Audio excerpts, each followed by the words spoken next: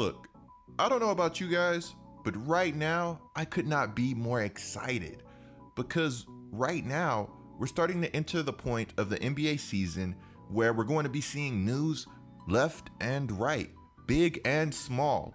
I don't know if you guys are fans of teams that are going to be active in the trade market, but even if you're not, it's exciting nonetheless. I'm a Pelicans fan, so I'm expecting some big moves regarding our future coming very soon. Now, before we go any further, if you're new to the channel, subscribe right now and turn on notifications. You will not want to miss another Get Like Coop video, and that's facts. I'm going to do everything I can to turn this channel into the best basketball channel out there, and I would love for you guys to be a part of the process. Now, if you guys enjoy my content, you may enjoy my streams, so I strongly advise you to check my streams out. The link will be in the description below, and we will be face camming the next time I go live, and maybe I'll start to face cam some videos. Also, lastly, the link to my NFL channel is in the description below. Be sure to check that out too. Now we have to get into this massive news. I'm going to be honest with you guys. I can't say that I'm surprised. I love Blake Griffin and I love this Detroit Pistons team, but in my opinion, I thought Blake should have never gotten sent to the Pistons in the first place. I like the idea that the Pistons had, and it's not all of the time that you can come across a superstar like Blake Griffin. A lot of people forget how good Blake Griffin was at his peak with the Los Angeles Clippers, which is funny because he was also immensely good with Detroit at one point too. But before I get into that, I really want to get into the betrayal that happened with Blake Griffin in order to get sent to the Pistons in the first place. We flash back to a few years, 4 or 5, however many years ago, to Blake Griffin's final year as a Los Angeles Clipper. In this year, Steve Ballmer tells Blake Griffin that he's going to be the face of the franchise, that he wants him in LA at all costs, only for Steve Ballmer to go ahead and trade Blake Griffin that same season to the Detroit Pistons. I thought this move was dirty for a lot of different reasons. One reason is that Blake Griffin was the Los Angeles Clippers. Yeah, they had DeAndre Jordan. Yeah, they had Chris Paul. But in my opinion, Blake Griffin helped lay that groundwork. Blake Griffin was like this prodigy. Maybe prodigy's not the right word, but coming out of college, I mean, Blake Griffin was phenomenal. Then don't get me started about his rookie season. Blake had built some hype within the Clippers organization that hadn't been there in a very long time. A lot of new NBA fans may not know this, but the Clippers were once the laughing stock of the entire NBA. Think New York Knicks, but like 20 times worse. And shout out to the New York Knicks because they are turning things around. And I actually have a New York Knicks breakdown coming very soon.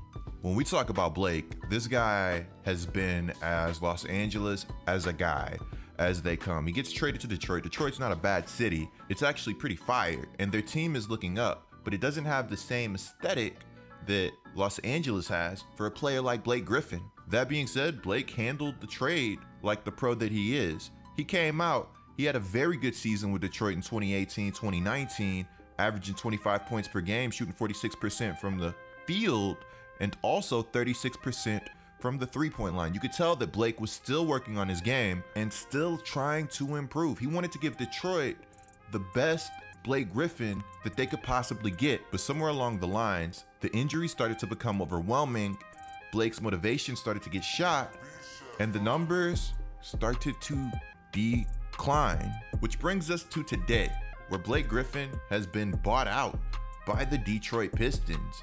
And check this out, there are already teams reportedly interested in Blake Griffin.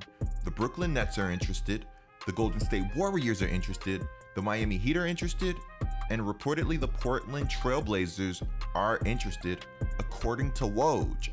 This is where things start to get incredibly fun, because it becomes, where is Blake Griffin going to go? Not just where is he going to go, what is he going to look like once he goes there? Now, obviously, I want Blake Griffin to go to a contender. I want Blake Griffin to win and win at the highest level. I'm not sure how much I love Blake in Golden State, even though I think it would be incredibly fun. I think Blake could somewhat fit with the Golden State Warriors.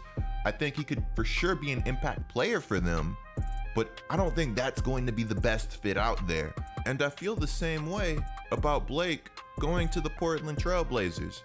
I love Dame, I love CJ, I love a lot of the players on the Blazers roster, and they do have some competent defenders, but I want Blake to go somewhere where he's going to be able to be hit defensively, simply because I'm not sure how much of an impact player Blake Griffin is going to be at this stage of his career.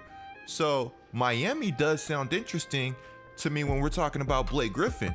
You put him in a system that has shown to be good defensively over the past few seasons.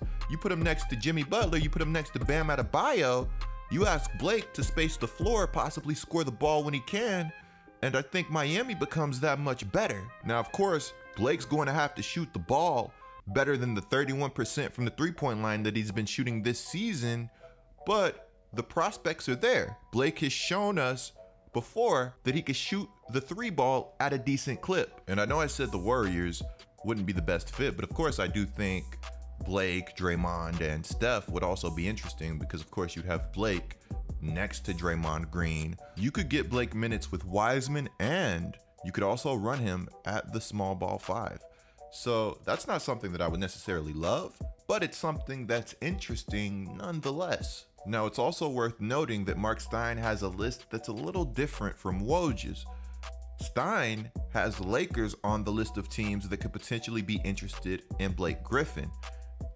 Blake going back to Los Angeles, sign me up for that, but more so sign me up for Blake Griffin pairing up with LeBron James and Anthony Davis.